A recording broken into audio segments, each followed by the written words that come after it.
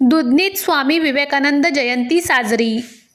अक्कलकोट तालुक्यातील दुधनी येथील एस.जी. परमशेट्टी प्रशालेत स्वामी विवेकानंद जयंती साजरी करण्यात आली।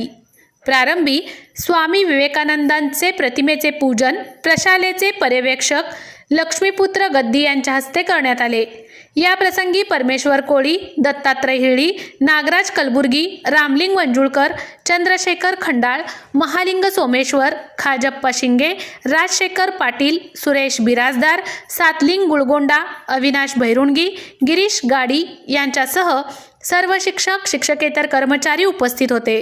याचबरोबर मातोश्री लक्ष्मीबाई मेत्रे प्रशाला व गुरुशांत लिंगेश्वर ज्युनियर कॉलेजात सुद्धा स्वामी विवेकानंद जयंतीनिमित्त प्रशालेचे मुख्याध्यापक सिद्धराम पाटील यांच्या हस्ते यांच्या प्रतिमेचे पूजन करण्यात आले।